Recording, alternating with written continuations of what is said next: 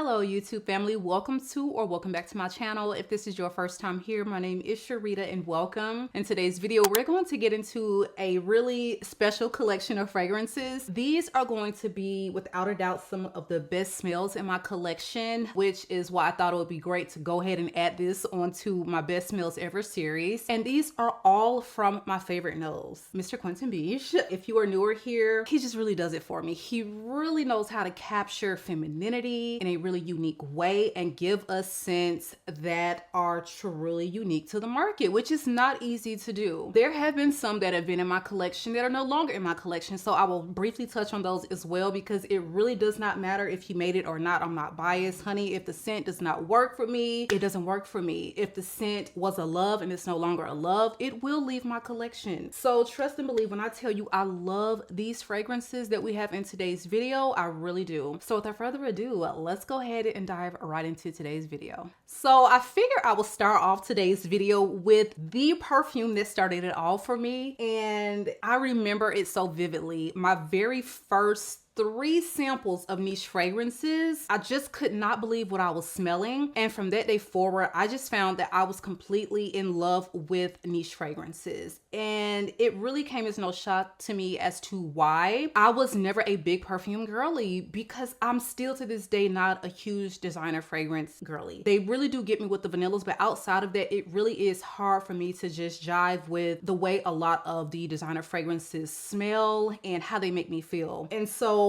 when I smelled this fragrance, I immediately started to get my little coin saved up to buy it. DELINA, the original one. I have all 3 of the sisters, you know, in today's video, and something about the way he does flankers to some of these massively successful fragrances, like how does he do it over and over again? I don't know. But this is the one that started it for me without a doubt. DELINA is a beautiful rose, peony, lychee fragrance. It is quite complex. It wears very unique to rose, and it truly does convert the rose haters every single day. With that being said, even though it is an iconic feminine fragrance for the house of Parfums de Marly, it is very polarizing, okay? So if you found that you wore this, the rhubarb was just a little too tart and too sharp for you, in comes DELINA's, I would say, a little bit more mature sister, the EXCLUSIF. The EXCLUSIF has a lot of similar notes, but you don't have that rhubarb featured at all. It still is going to give you just, you know, the beautiful rose, the lychee, but not as tart, not as sharp, powdery, definitely a much more powdery rendition of the DELINA's, and it's got a more prominent vanilla. So I just find that pick one, okay? Pick one. And if you feel still like these do not work for you, the La Rosée. So many people just vibe with this La Rosée because this is going to be the more watery or aquatic interpretation of DELINA. Even though it doesn't have like an aquatic smell, it's definitely a much more watery take on DELINA. This is signature scent right here, okay? Where I feel like the other ones may be just a little bit too much to be a signature scent. Just my personal opinion. Like if you work in a cubicle beside somebody and you're wearing these every day, like you're gonna smell out the office. They're beast mode performers, 16-hour wear. I just can't see myself wearing these first 2 DELINA's every single day and it being my signature scent without it bugging the people around me. And the La Rosée is going to be without a doubt the easiest to wear. It is very persistent in its longevity, but I find that it's not too loud, but it's not super soft either because as you approach people, they're going to compliment you on your fragrance. I used to overspray this to death thinking that, oh, this is not going to be substantial wearing enough for people to really smell on me unless I really overspray it. It's really not the case, okay? And if you happen to ever own all 3, I really do highly recommend you wear all 3 because they all just complement each other so well. You're going to smell very unique and honestly like $1,000,000 covered in rose. That is what I love about this little trio. And I mean, I don't know if I can pick a favorite. It's going to be between the original and the EXCLUSIF, but I think they're all 3 amazing creations, but that original DELINA to me is on masterpiece level, period, okay? So the next one we're going to get into is actually a designer, and this is the only remaining designer Quentin that I have in my collection, and she is often forgotten about, but I feel like we need to change that. This is CHLOÉ NOMADE. I have 2 Chloes. I'm sorry, I take that back. So 2 Chloes actually from this nose remain in my collection as far as designers, but this is really, really beautiful. And what I love about this is it doesn't have that designer DNA. I'm not saying it smells niche, but if you know what I mean. Like, if you are not fond of designer fragrances, you know exactly that really super sweet, heavy floral, perfumey smell. This doesn't have that. And this, I can definitely see, you know, becoming a signature scent for someone who likes it floral, but a little fresher, bright, sparkling, and just super feminine, but in a very chic, well done, well balanced, sophisticated way. This is going to shine without a doubt the most in spring and summer, just because of the way it wears and the notes that it features. But again, signature scent right here. And you're going to be able to take this anywhere, dress it up, dress it down. Beautiful creation. And this sits at the very top of my shelf in the bag, and that's why it's probably forgotten about. But we're going to put this on the tray for definitely April, and I'm going to make sure that I start to wear this a lot more because it is a really gorgeously done designer fragrance. Next up on the list is from the house of MAISON CRIVELLI. We actually have two from this notes from this house that we will get into, but first up is going to be my favorite tuberose of all time. This actually took the crown from Clive Christian's Jump On Me Kiss Me. This is Tuberose Astrale, and this is so unique. It's so beautiful. It is very complex, but for me, this is so easy to wear, to pull off. It's beast mode. Something about Quentin. This man knows how to do a feminine beast mode 12, 16, 20 hour wear fragrance, and I don't know how he does it, because a lot of times people will rely on lots of ambroxan, you know, lots of really dark spicy notes and oud. Like, he doesn't need any of that to make the thing do what it does. And I just really do appreciate that, because you get such a range. And again, feminine powerhouse, but it doesn't lose its soft feminine quality. So this one is all about the tuberose, as the name would suggest, but there is a beautiful touch of cinnamon in this fragrance that adds a really soft spicy touch, not loud, not sharp, not overdone. And the osmanthus is there, giving it just a little fruity nuance. And the tuberose is very sweet. This is powdery, vanilla, musky tuberose. And there is something so interesting about the way the suede leathery component of this plays so beautifully with these softer notes. I don't have anything like this in my collection. It's, again, a powerhouse. It's sweet. It's very vanilla forward, and a bubblegummy, slightly honeyed tuberose is what you're going to get from this. So it is a tuberose that is not going to wear green or sharp or just annoyingly white. I find that the bubblegummy tuberose is going to be the easiest to wear. And again, you put this on, you don't need a lot. I don't know what is going on with this house of MAISON CRIVELLI, but I am not a 2, 3, 4, 5 spray type of girl, but that is really and truly all you need for this one.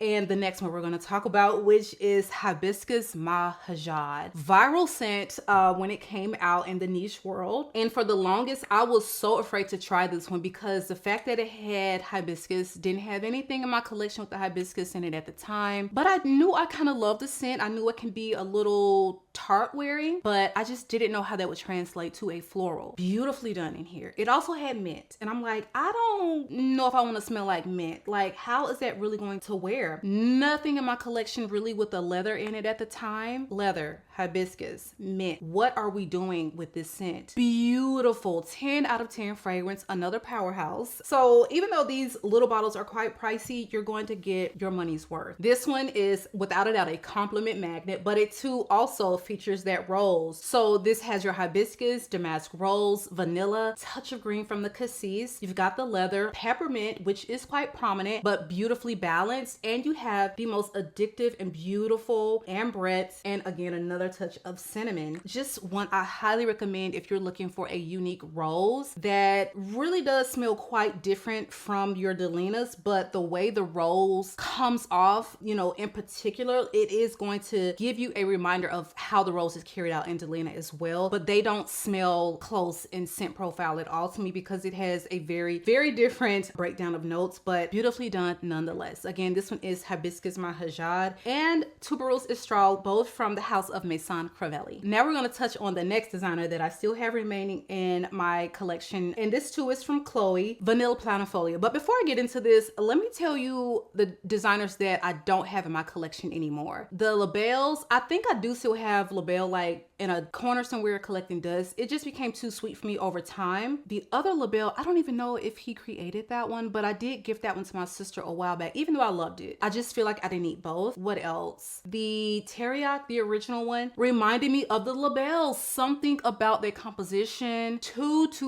sweet, both of them. So that one was a pretty immediate declutter. I didn't hate it, but I just knew that it was going to be too sweet and a little cloying for my own personal taste at the time. And what else? I feel like Very Good Girl, loved it. Very reminiscent of the DELINAs. I gave that one to my niece because I just had the little one, the little heel. It was so cute. And yes, she has her own collection going at a very young age. Okay, she started collecting at about 7 and auntie keeps her well stocked. Let's just say that. So Vanilla Planifolia is very unique because this is a powdery, gorgeous vanilla orchid dominant fragrance. And there is just a touch of spice, which gives it a little warm. It's very ethereal. If you have not seen my Heaven Sent video with all the ethereal, gorgeous fragrances you need to check out, highly recommend you check out that video because this one was a feature. And this is my first fragrance that I feel like gave a truly ethereal vibe. And this one,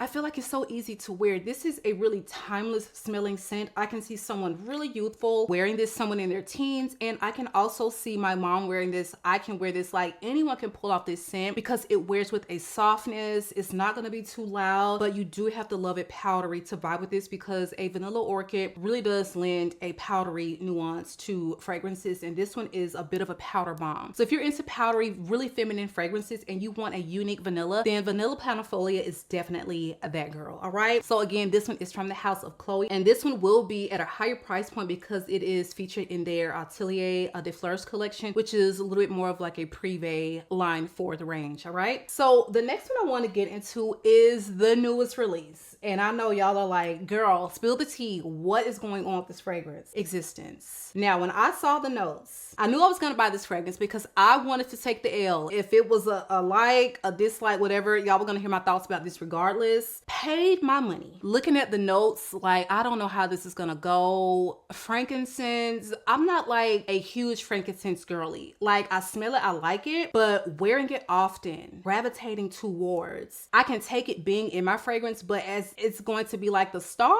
I don't know how much wear I'm going to get because Lineage, as beautiful as it is, I own that one, I don't wear it often. And to me, honestly, Lineage is really unisex. Some people would even smell that one and think it leaned a little masculine because it is frankincense on incense on, it's just really all about the resins through and through and through. This too has a really prominent frankincense and it is equally sharing that spotlight with aldehydes. And I'm just like, how are these gonna play together? Who does a composition like this? Who can pull this off? I just don't know. Got it, sprayed it. Okay, at first I was like, okay, what do I make of this? What is this doing? Because I sprayed it in the air first. Put this on my skin within about, I would say 10 minutes. I was just like, oh my God, this is a love. And when I say that, hear me good. This in no way, shape, or form is going to be a blind buy worthy scent. This has polarizing written all over it. You thought Goddess was polarizing? I'm sure this is going to be equally as polarizing. Not mass appealing, but something about the way this develops, this journey that it takes you on, because it smells very different all up and through the beginning, the start of this fragrance, the mid, the dry down, all very different. So when this opens, you are going to get a big bright burst of aldehydes, and you either have to be an aldehydes girl or not. Now, I do know that aldehydes can wear very, very differently. I'm not a fan of the Chanel ones, okay? It's just a little bit too much, too powdery to me in the ones that I've smelled. I don't have an extensive, experience with that house because I just can't really find the one that works for me out of the ones I've tried. But I would say that the aldehydes in this one are very, very bright, a touch soapy, very clean, fresh aldehydes. Powdery, but not overly so. But it is going to have a lot of powdery facets to this because you not only have the aldehydes, but you also have that lily of the valley. Now, the frankincense is definitely there. Not as much as Lineage though, okay? It's only mentioned in the mid, and I feel like that is going to be what you're picking up on. Very true to form, frankincense in the mid. This has a touch of labdanum, but I really don't get that. Like, I don't smell this and get anything leathery, at least to my nose and on my skin. And you get get a gorgeously done ambergris that wears again very fresh, and you have a musky quality about it, touched off with some benzoin in the base. But I did not expect to like this one. I really did not think I was gonna love it, much so my experience with Tuberose Estrale. Y'all, when I tell you I sprayed this on my arm, like just kind of to see what we're gonna get as we go throughout our day. This is going to last you, again, another 16-hour wear, because you can smell this for hours and hours and hours and hours. I never gave myself an overall spray, but when I tell you, every time I would move, I would get the biggest waft of this fragrance, and I love it. I love it because it's very unique. For me, this is a frankincense dominant fragrance that still comes across very feminine. It's not something overly floral, even though you do get that touch of rose, the lily of the valley. These are just adding really feminine layers to this fragrance, which I don't think Lineage has. And I keep referencing Lineage because it too is a really, like I said, really heavy resinous scent. But what I love about this one more, it is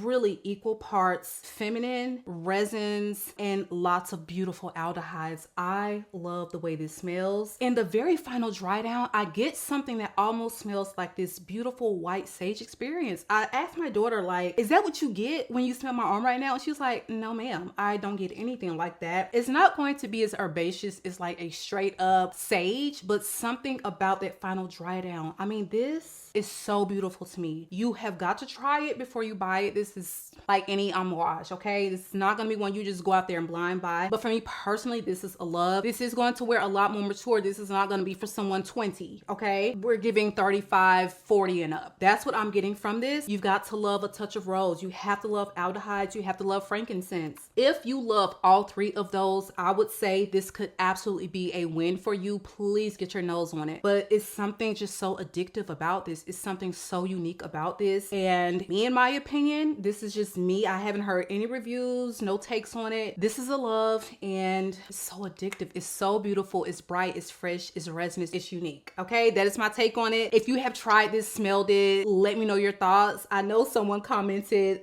before I got my actual package that they hated it. It was a scrubber. So I'm telling you, very, very polarizing, like most unwashed fragrances are, but I will say it's definitely one you should check out. All right, so next up is probably going to be one that I wear the least. This is one that I smelled it. Oh my God, this smells so beautiful. You have to understand that when you are sampling something and it smells, oh my God, this smells so good, it doesn't mean that this is going to be a practical purchase for you. And that's exactly what Bois Imperial is. Something about it just wears a little too unisex, super basil aromatic fragrance that I could just much envision better on a guy or someone who is into those really aromatic herbaceous fragrances. I personally love the way this smells, but I almost never wear it. I feel like I should, but now that I have added Blue Talisman, it is the perfect little concoction of something like this, but sweeter, because it's got some similar notes, sweeter, no basil, and the citruses really pop and make it so much easier for me to wear. So this one may be a declutter, or I may try them layered, I don't know, but Blue Talisman has my heart, and it gives me a lot of similar facets. So this has a lot of Akigala wood. It's almost becoming like a signature note of his in a lot of fragrances. He uses it a lot, and it is proprietary to Givaudan, the firm that he is contracted under. But this is a gorgeous scent, but you do have to enjoy, you know, more of those aromatic notes. And I'm not a huge aromatic girly.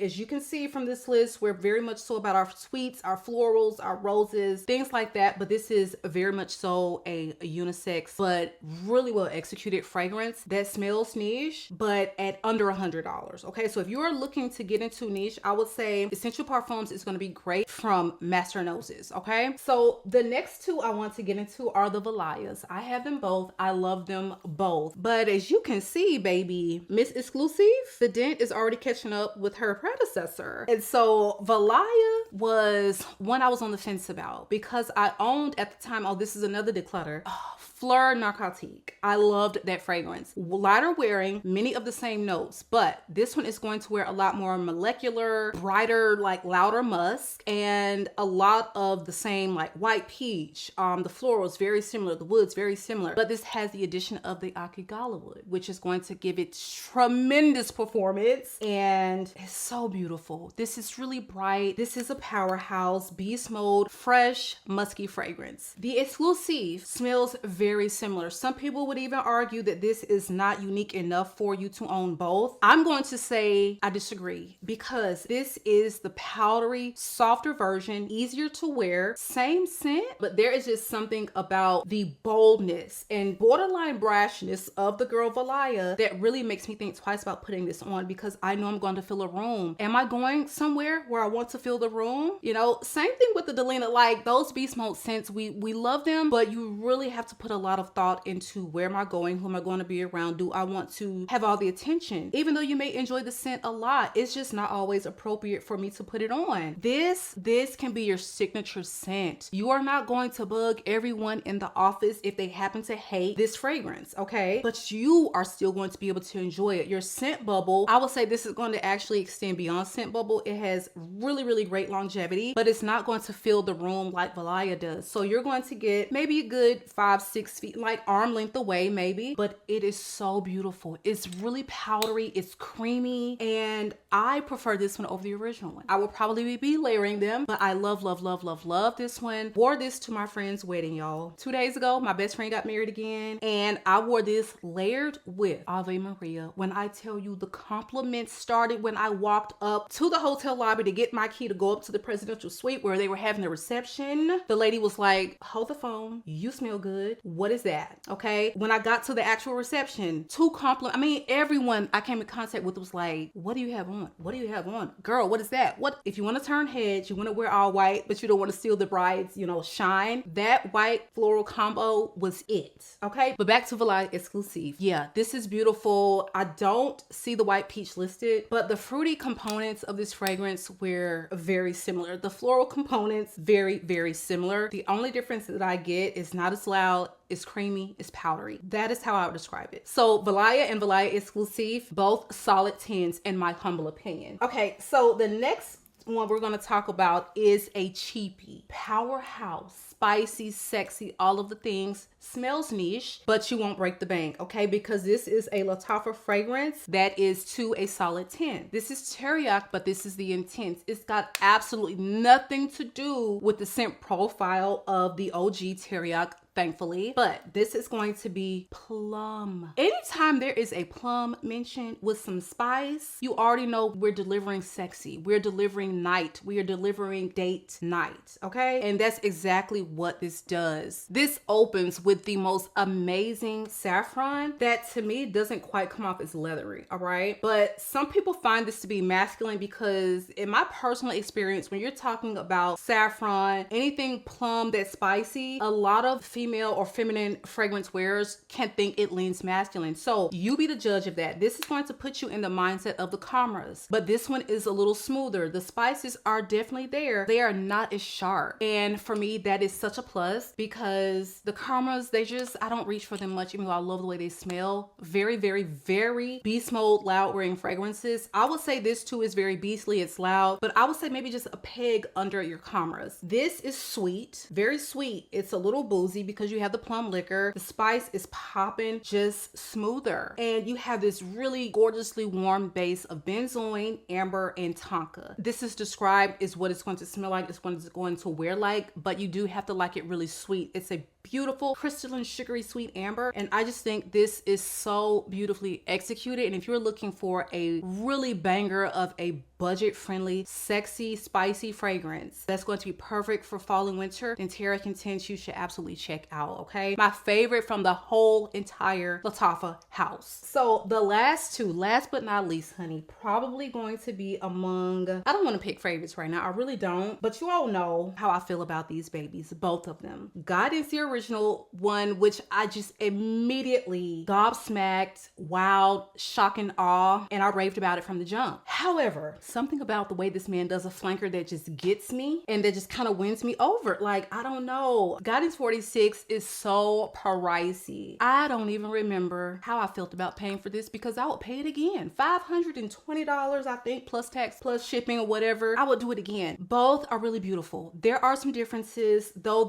Something about the way he does a flanker. It is a true flanker, but there are going to be just enough differences where I feel like it's not going to be overly like redundant. And a lot of the times he just knows how to check a few different boxes where if you didn't like this one, you may like this one. And which to me, that is the point of a flanker. I hate when a flanker has absolutely nothing to do with the original one. Why call it a flanker? Don't understand. So both of these are going to feature a lot of the similar notes. You've got the hazelnut, you've got the akigala wood in both, the rose, the fruity vibes, you know, the nuttiness, and both powerhouse fragrances. This one, you're gonna have more of those woody facets. There's going to be a lot woodier, a lot more brash, and probably just a little bit louder of a performance. That's how I would describe it. This one, the 46, is going to wear smoother. It's just as sweet to me, but something about the way they have cleaned up the woods in this. This features the Georgie wood, which is going to be a lot cleaner wearing of a wood. You still get the akigala wood, but it's not as on 10. This is about a 10 of akigala wood. To me, this one is, I would say, 7. Okay, it wears a little cleaner, it wears creamier, it wears smoother, it's a lot more refined, even though this is a highly complex but refined fragrance. I think this is the better of the two. If I had to only pick one, I would probably go with this 46. It's just, they're very magical. They're both masterpieces, 10 out of 10, but this is just an easier wear for me. I don't know, it's just, it's perfect. This is a perfect fragrance, and it is converting guidance haters every day. All right, so I know this video probably went long. We had a lot of fragrances to cover, but drop me in line below. Let me know your favorite Quentin Bisch fragrances. This man has my whole heart, but there's no such thing as he can do no wrong, because he has done wrong. I did not vibe with Talia at all, and it is so popular, it is so loved, but either you love it or you don't. Like, I don't feel compelled to be beholden to any nose, any house, none of that. I love what I love, and that's on that. But these, for the most part, are really loves, and I would love to know what fragrances he's created that you absolutely vibe with, because this list right here has some top of the tops for me. All right, it has been real. You all make sure that you are subscribed to the channel. I love you all, YouTube, and I will catch you guys on the next one.